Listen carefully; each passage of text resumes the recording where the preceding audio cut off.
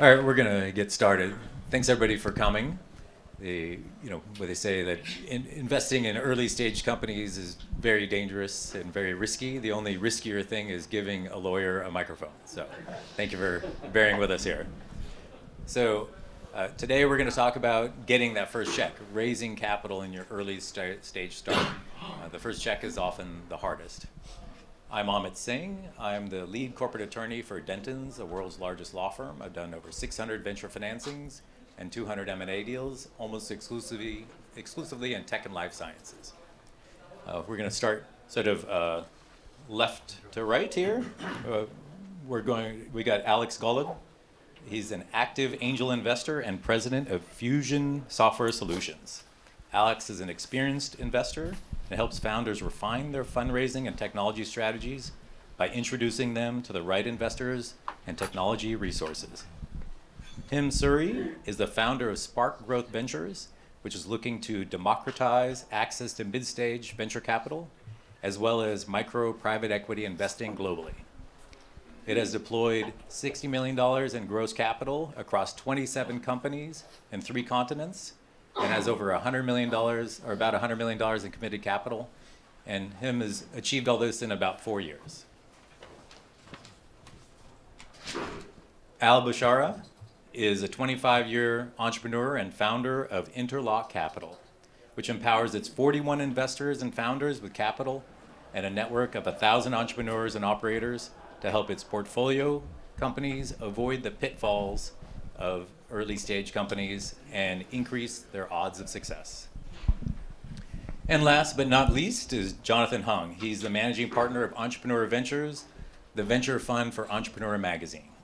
He has experience across many sectors and stages and has supported founders in transforming innovative ideas into scalable businesses. So Al, let's start with you.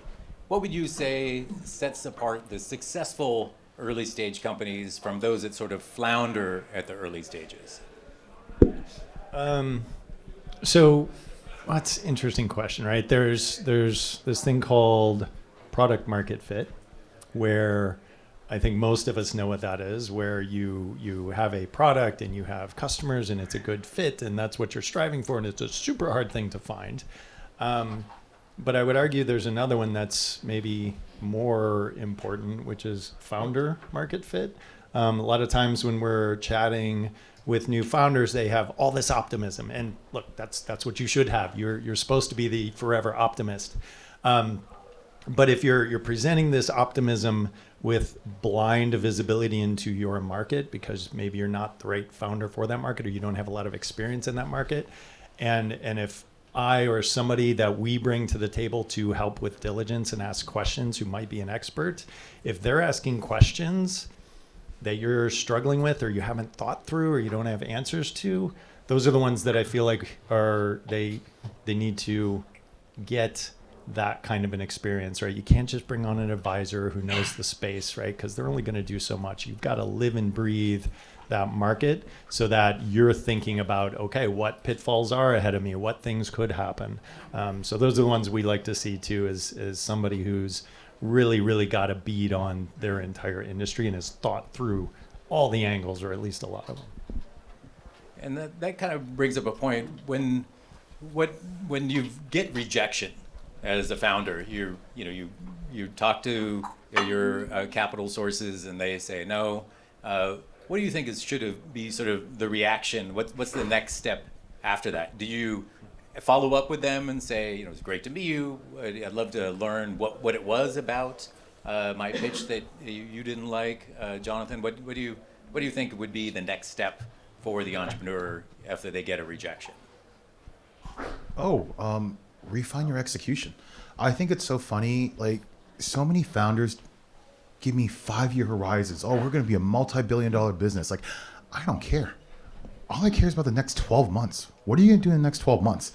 Don't tell me you're going to sell 5,000 pizzas and you only sell 50.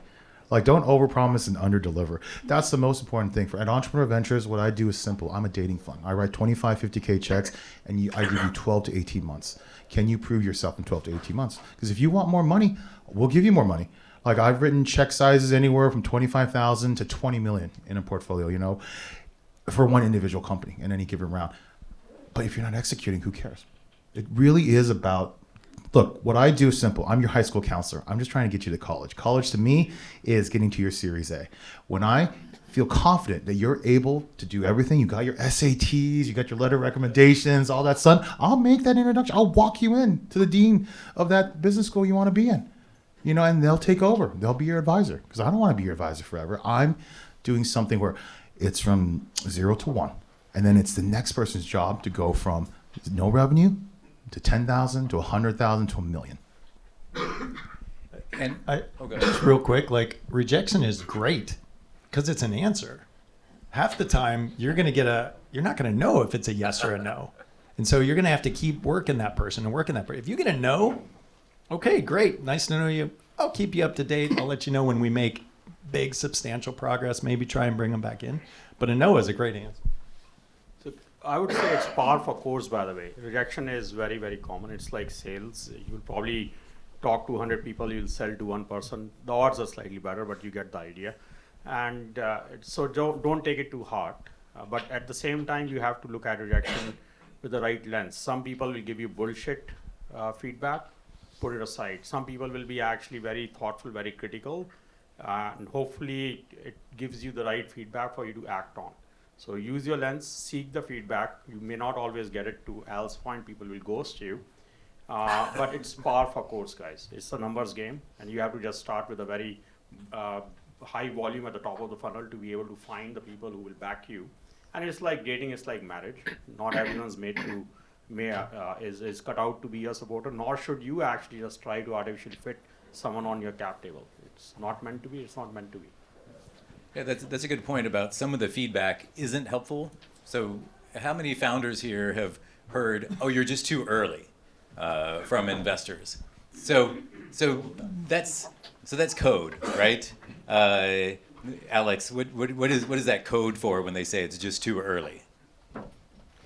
What you see is what you get. You are probably too early. That's what FNF rounds are for, friends and family. I'm personally swimming in seed round waters, and for seed round you need some traction, whether it's pilots, beta users, some revenue. And what I see mostly now, that's really hard. That's our topic, right? Fast outside check.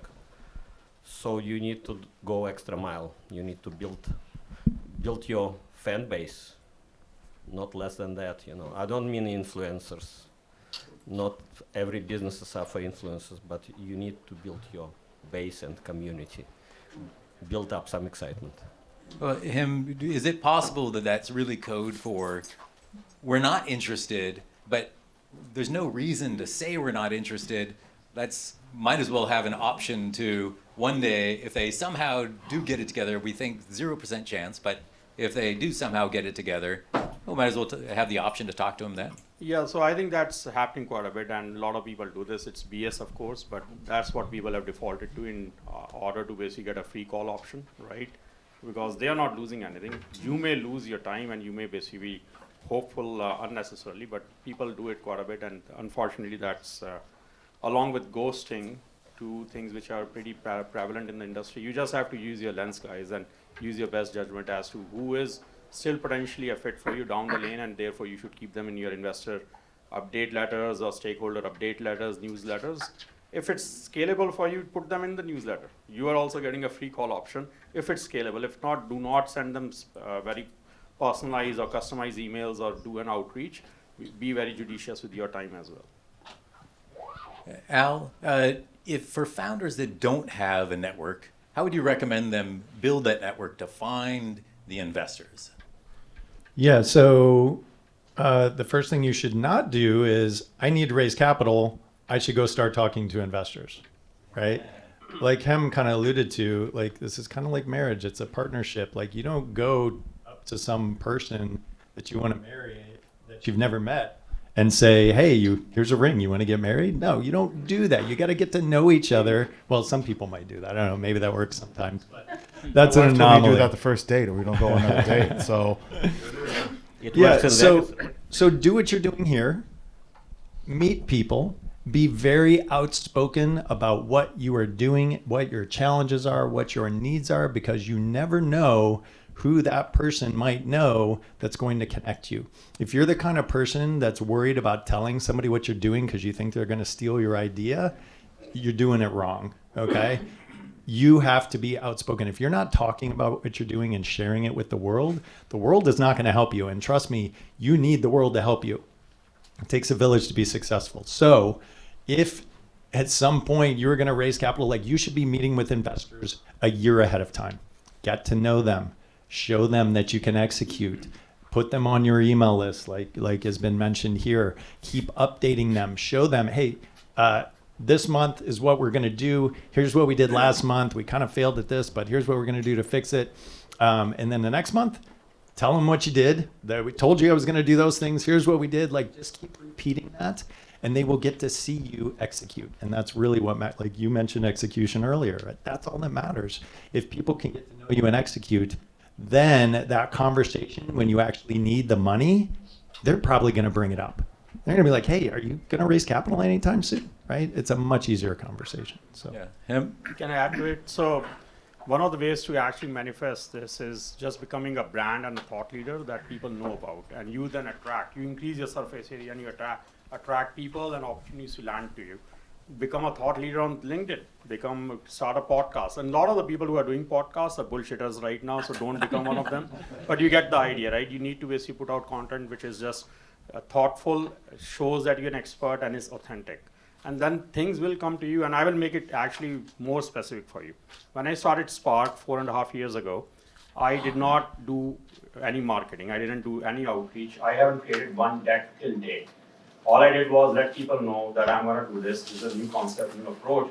And I reached to my family, my friends, classmates, etc. We had commitments. We got started. Since then, I have not done any outreach. We have 1,500 plus people, 60 plus million already deployed, etc., etc. So what you have done is you have actually, over the course of many years, decades, sometimes in people's cases like me, I'm old, you have created the surface area and you have created the brand.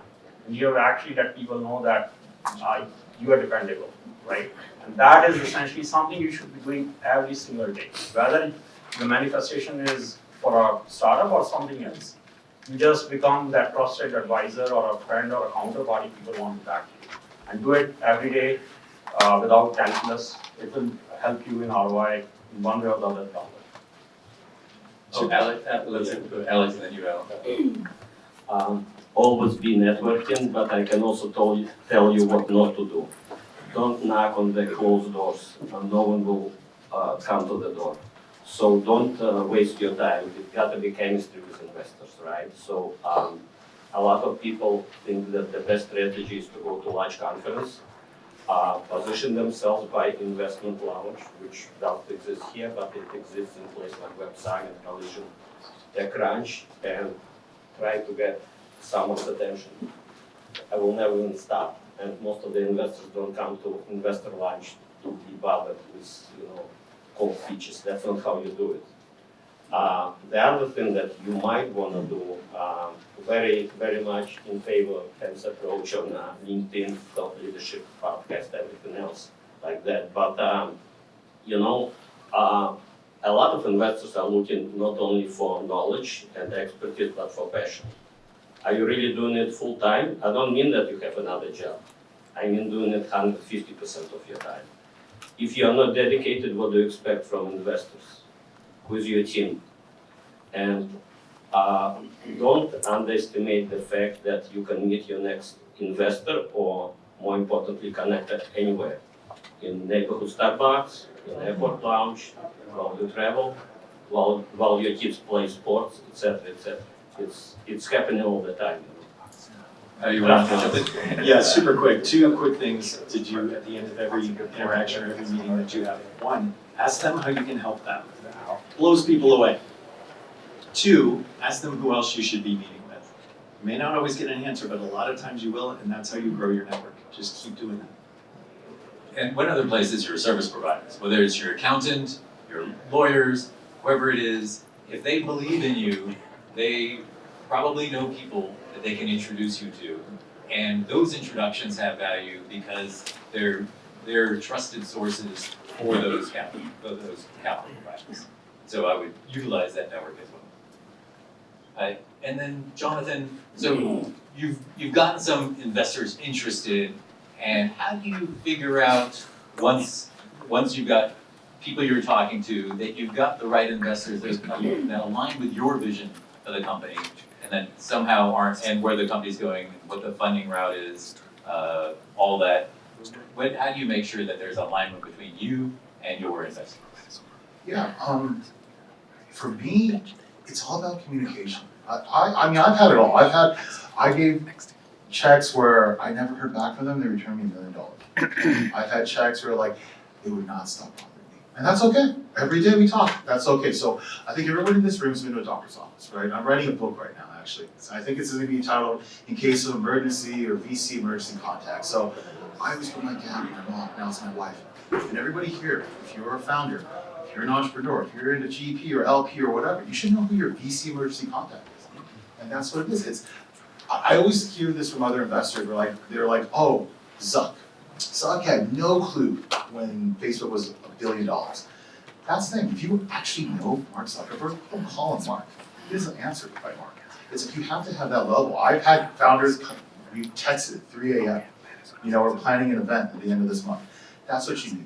I mean, I have to help you before I know anything's going wrong, but the moment it happens. That's really the kind of relationship you want. And I tell my founders seriously, like, look, I'm gonna invest in up to 180 companies. Do you actually think I'm gonna give every single one of you the same amount of time? That's what's equal of everyone here. You get the same 24 hours in a day. Doesn't matter how rich you are, or poor you are, how educated, how smart, or dumb. It does not matter. You have the same amount of minutes in a day. So find a way to get more time from me. And how is that? Give me more information. Wow, that's actually something I can be helpful. Communicate. Well, when you're getting those pitches, I know you receive thousands of pitches, Jonathan. What kind of separates the compelling pitches from the ones that you just throw to the wayside?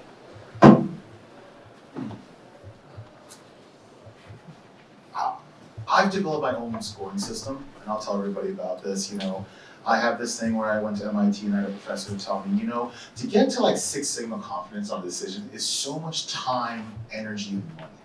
What you really need to get me, and I tell everybody all the time, is give me 1 Sigma, 70% confidence. So I have 4 categories I look at. I look at the team, I score it 1 to 4. I look at the idea, 1 to 4. I look at the valuation, who's around the cap table, 1 to 4. And then I run Entrepreneur Magazine, right? I run the Medical Journal of Medicine, so I can't help you if you're a scientist. But I give that 1 to 4. How can an entrepreneur help you? And my magical number, 1 Sigma, right? 70%, okay, 12 out of 16.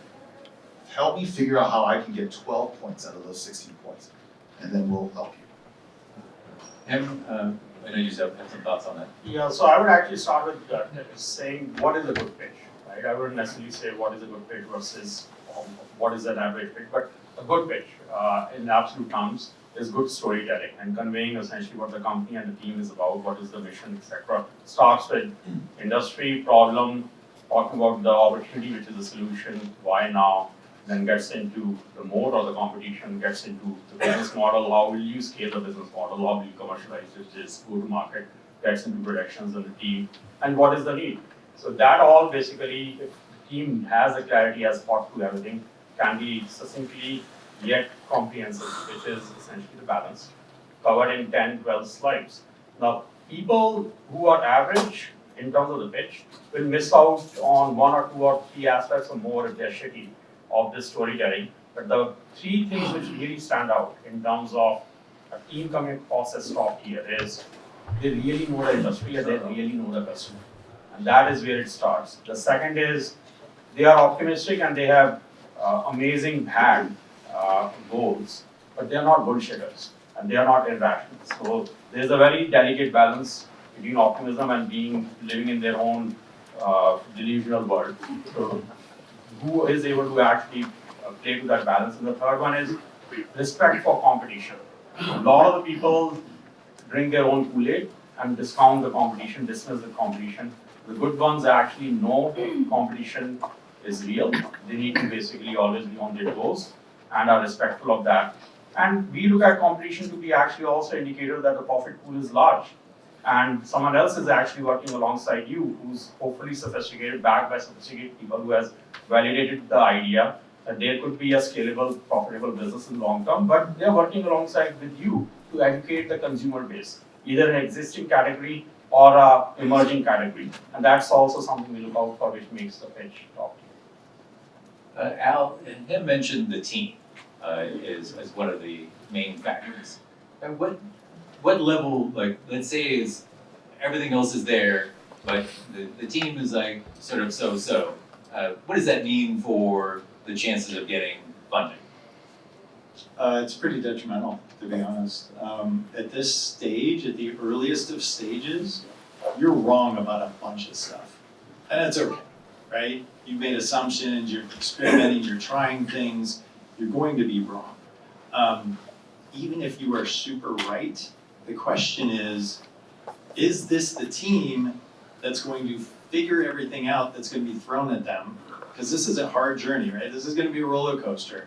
And if this is the team that's going to fight through those challenges, is going to find the right solution, is not going to break down and fall apart during the really, really hard times, is going to be creative and understand the industry and know exactly how to go about and target things.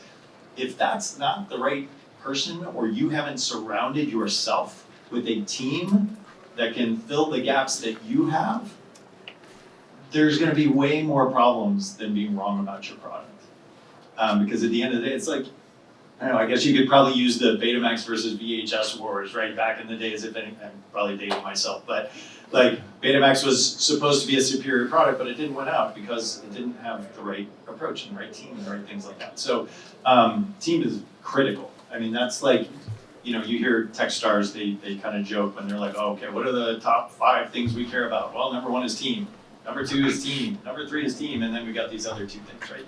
That's pretty much the state of things with most investors who have been doing this for a while at the earliest of stages. So yeah, number 1.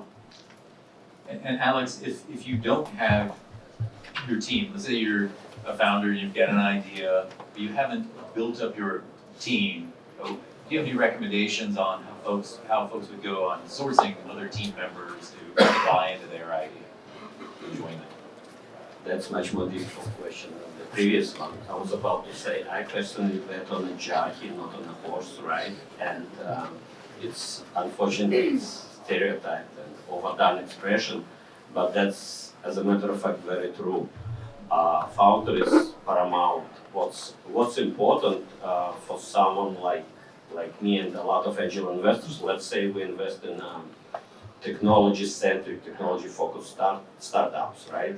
So when someone tells me that they do not have technical co-founder, that's sort of a red flag. When I ask them about technology strategy, and the only thing they can say, well, we go to somewhere and any of freelance resources and try to get them, that's also a red flag. So it's hard to find the right balance between, opportunity to find suitable resources, right? And the whole idea that, chicken egg dilemma. To get resources, you need money. To get money, you talk to investors like me and we say, well, you don't have technical co-founder. So, of course, the most obvious would be to find someone who is as passionate as you are about startup and find the right co-founder. Whether it's technical or not depends on the startup. But solo entrepreneurs, it's very, very hard. So you need to surround yourself with the right team. Jonathan, what's the biggest value add an investor can give to a founding team, besides just the capital? Oh yeah, money means nothing. Everyone here in this room has money. Who cares? It's how many get you the next check, right? Because that's the most important. You know, I love that Paul Graham saying from Y Combinator, like you either default dead or default alive. I think some of the best companies on the planet can survive without any more funding. That's it. That's the most important thing. Like, why even have to talk to the investors, right? It's like my dad came to this country with $500 to his name. You know, he got one big bank loan, and that was it. Became a multimillionaire. Why can he do it? He didn't have any. He didn't go to MIT or Wharton or London School of Economics or USC like me, and he's more successful. I'm just trying to play catch up right now. You know, he's been dead for almost 9 years.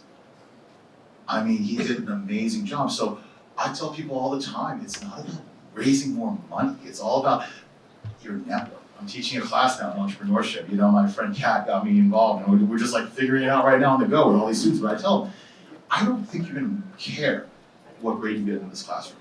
What you're going to care about are who are the 5 people you are still talking to who went to San Diego State with you 10 years down the line. That can help your business grow even further, can get you that contract, can get you that opportunity. That's what I think is the most important, is you're constantly networking, you're constantly finding people with your VC or your investor that they're going to keep amplifying you more.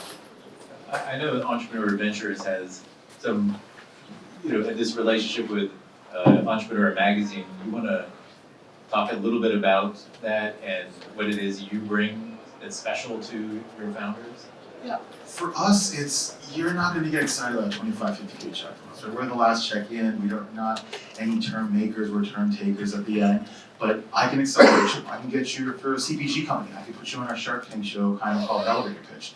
I can put you on our podcast network. We're creating a lot of podcasts right now that have a built-in audience of over 20 million unique monthly visitors. We still have 3.8 million people who read our magazine. You're still looking to pay $50,000 for a traditional ad. Think about that. 80% of the ads now are digital. That's Facebook and Google. But the other 20%, I always joke, like Morgan & Morgan. Everyone see that injury lawyer law firm? You know how much they spend on talking about law firms? Like, they spend $300 million a year on advertising. All right, that's their beauty.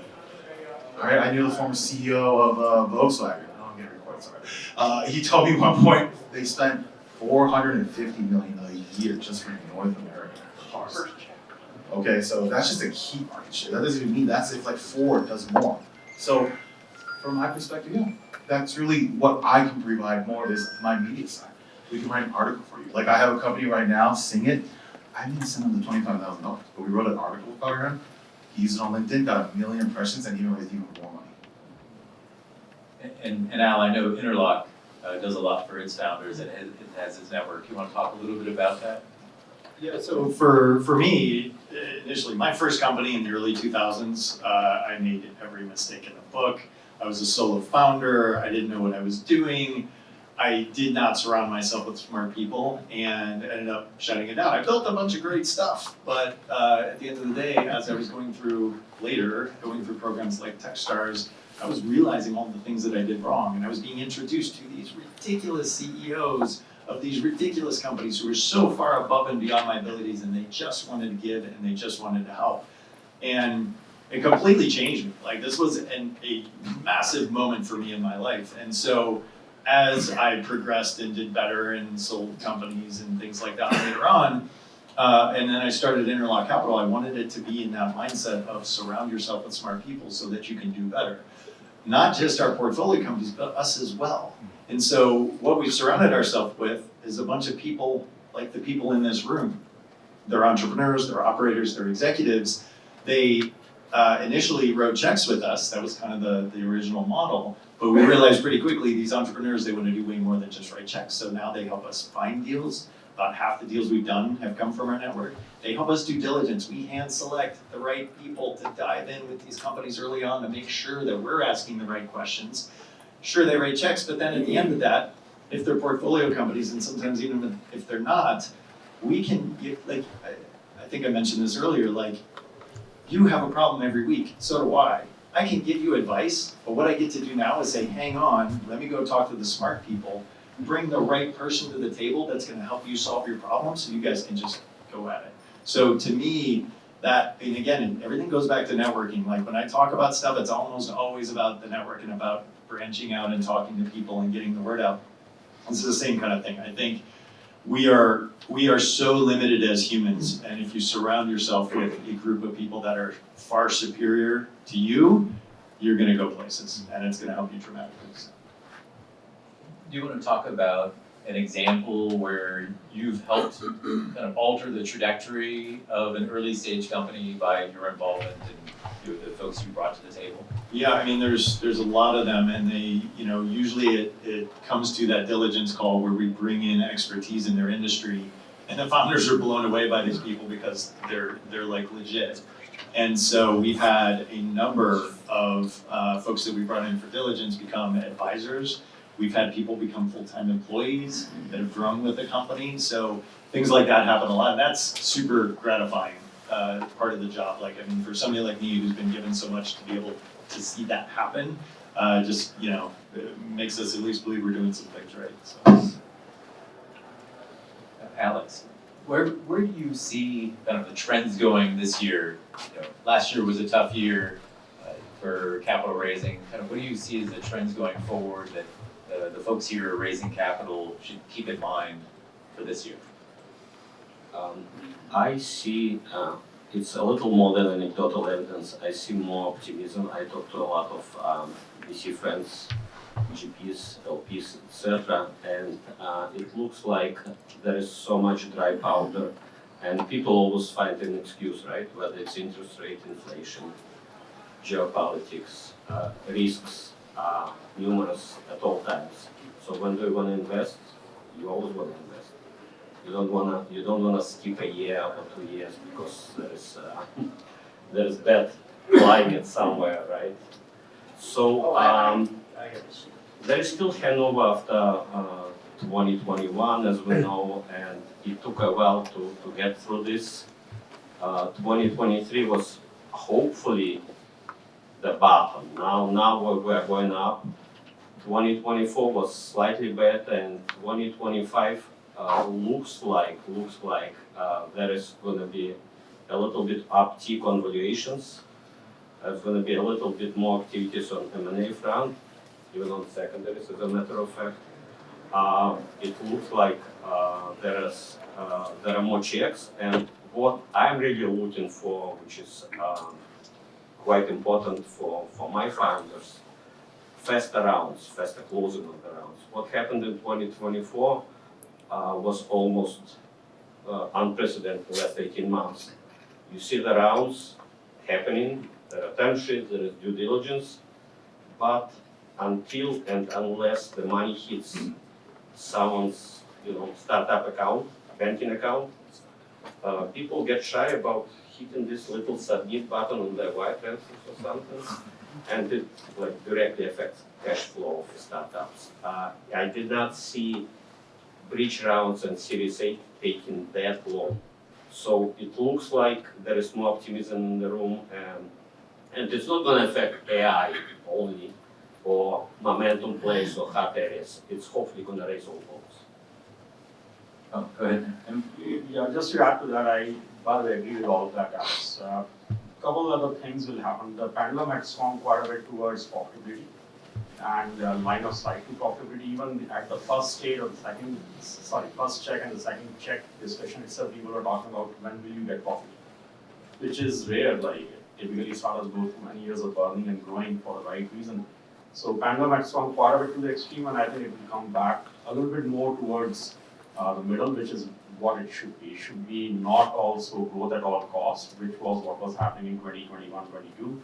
And it should also not be, hey, you gotta be profitable tomorrow, or are you profitable yesterday itself. So I see that moderation and that balance coming. And in terms of certain sectors actually rebounding, we are starting to see that, and this is happening within our portfolio or new deals we are doing. Things like which were going through winters, long winters, like fintech, have come back, really come back, both from the aspect of valuation as well as from the aspect of overall dynamism. So we have started seeing that. In fact, the 3 recent deals that we have done are all fintech, and we have seen decent bit of momentum in terms of people coming in and putting lead checks of 20-30 million in rounds which are being done in now less than 2 months, and upticks in valuations. The other thing I actually forecast will happen this year is the hype around AI will moderate. part of it. The fact that we are even acknowledge that there is a hype is a big thing.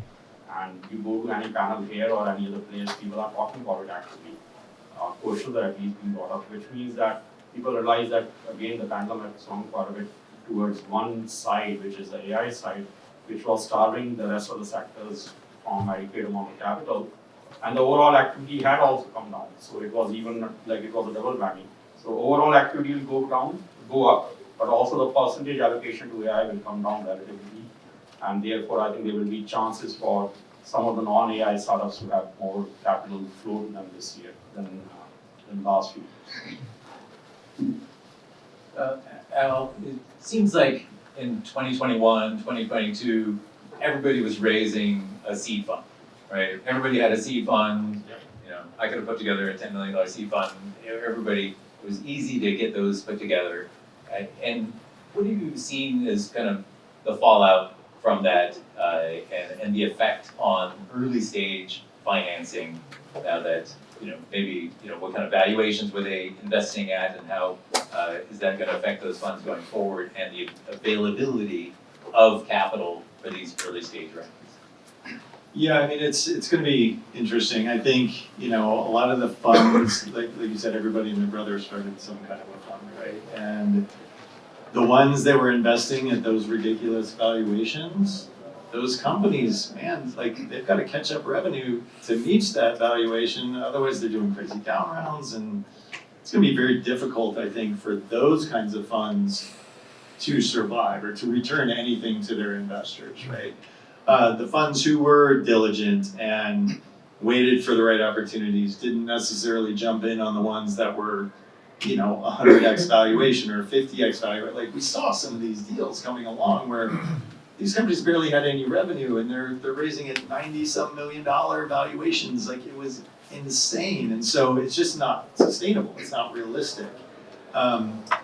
So yes, is there going to be less capital out there? Sure. But I think the other thing that happened is the more savvy investors who've been at this for a while, that's why there's dry powder sitting around, right? They're like, whoa, this is a crazy time. This is when we back off and we wait for things to settle back down. So that's why things got very quiet after 2021 and 2022 dipped really hard and 2023 dipped really hard, and it was hard to raise capital because everybody's like, okay, that was nuts. Like, let's sit back and regroup and see what happens here. And to Hem's point, like, something really interesting happened during COVID, right? Worldwide catastrophe is going on. There is no capital to be had. Companies all of a sudden had to figure out how to be profitable. And guess what? They did. And that changed a subtle mentality, I think, in entrepreneurs moving forward, where they're like, because we saw a ton more deals of entrepreneurs who had already figured out how to make money and they're raising their first round. Like, investors have boxes they want to see checked, right? Team, profitability, like those are some of the bigger ones and a bunch of others. The more boxes you can check, the better. And I think profitability, I love the fact that entrepreneurs are thinking about profitability first. I would love to invest in a company that has solved a lot of that risk before we get involved, even if the valuation is a little bit higher. I raised capital for my last company before we had revenue, and it was a mistake. Like, it was hard. We were wrong about stuff, like I said, and we spent a bunch of that capital trying to figure it out. We eventually did, but it hurt us. So, On that point, so doing it over, you would have waited on raising capital. Is it always the case that folks should just raise capital? People say, oh, take as much money as you can get as early as you can get it. Do you think that really makes sense? So here's the thing, I don't know if I would have done it differently because we had just graduated Techstars. We were the first company in San Diego to get accepted into Techstars. I had a lead investor. I had 2 other VCs that were interested. We had gotten some publicity. We had LOIs from customers that said, if you can do this, then do that, then we'll pay you. We had a lot of momentum. And when the iron's hot, you kind of want to strike sometimes, because 6 months from now, we may not have had that same momentum and may not have been able to raise later. So it's a tough challenge. I mean, I'm not saying it's easy, it's black and white, because it's flat out not, but yeah. Yeah, go ahead, Alex. Not to play devil's advocate, but we know our topic is on first check, but ask yourself two important questions. Do you really need to raise money? 10 years ago, I would say definitely yes. Formation of company and building the business was expensive. Now with all technologies and not just AI, it becomes much less expensive to build a company. So consider bootstrapping at the very least at the beginning. I think it's very important. Second of all, do you really want to talk to VCs? Not because I'm an angel, but you probably understand there are convergent paths between VCs and angels. I'm a big proponent of early exit strategy, meaning that I want to come in at seed round, and by the time the company is $80 to $100 million, I'm ready to call it quits, right? I want to exit and recycle. On the other hand, I'm LP in few funds, all my VC friends and GPs, they say, well, I don't want to invest in this particular company because it does not have a chance, not a single chance to get to $5 billion valuation. So, well, tough luck. I could pay less, right? I'm not interested to wait for 10 years and 6 more rounds to get to $5 or $10 billion valuations. So perhaps you can talk to single family offices, syndicates, network of angels, instead of going in rounds try to raise VC money. It's just hard, First check from VC, it's the most difficult one. Consider alternatives. Amy, you want to jump in? I was going to add something to Al's point, but now the gear has shifted to Alex, so I'll actually add to Alex's point. See, anything you do in life, okay, you need to just know who you are and why you're doing it, which means introspection. Like entrepreneurship is, I think, the pinnacle of human success on a certain aspect of our human journeys. So when you get there, hopefully you have been introspective and you have defined your pillars of happiness or the why behind it. When you define the why, you also know what is the definition of success ultimately of doing this or pursuing this path. And that leads to whether you want to be the world conqueror and therefore get to a $5 billion company, or you want to actually have fun building something which is your own, defining the people that you work with, solve the problems that you get excited about every day and get out of the bed, etc., etc. And when you know those things, then the other things are byproducts, meaning do you need the VC kind of capital to get there, or actually you can solve for it some other way. And there is nothing free in this world. There are no free lunches. So when you get VC capital to get to the 5 billion, you are also putting constraints on yourself, and you're gonna be doing someone else's bidding. You're not gonna be the entrepreneur who thinks he or she is defining everything about the business and their lives. You have suddenly given up a decent aspect of what you're building, and it might actually disrupt the reason why you even became an entrepreneur. So be very clear and be very introspective. Once you have clarity at that layer, the rest of the answers will come to you, and you just have to be true to yourself. The other thing I will now bring up, which Al was saying is, or rather actually, Jonathan was actually responding to, which is, what do VCs bring to the table? It's broader. What do people bring to the table? What do your confidants or advisors bring to the table? So if you have actually surrounded yourself with the right advisors and confidants, they know your why, and they can be your sparring partners in defining whether you are reaching the constraints or the definitions of what you want to operate with. So do you take the VC money or not? Similarly with Al, should he have taken the first check or not? Maybe he had angels around him on the cap table, or he had friends. And those are the guys who will actually keep you aligned to your mission and your values. Yeah, and you bring us back, to the alignment issue. And you want to talk a little bit about what the VC is thinking when they're investing in a company. A VC, as you know, is investing in many different companies, whereas this is just your baby, and they're okay if that company dies, and they do well on others, and how might that sort of thought process on their side affect the types of money you take and when you might take it? Yeah, so there are many layers to this, okay? The VC can be a founder also. So I'm a founder and a VC. So I think like a founder, but I also think as a VC. So I may look at basically the proposition which is in front of me as a founder, looking at another founder, or I may look at it as a pure, wholehearted VC. So different approaches, different mindset. I won't make it specific to me, but broadly, VCs have a charter that they're solving for. They have a mission, they have a strategy.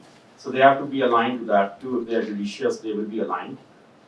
We try to basically not be the ones that Alex was alluding to, which is put you on a rat race on a treadmill and let you fail, and that's fine because 1 out of 10 companies want to get to a 5 billion outcome, therefore the portfolio is going to be fine. No, we don't operate that way, or at least we are trying our best not to.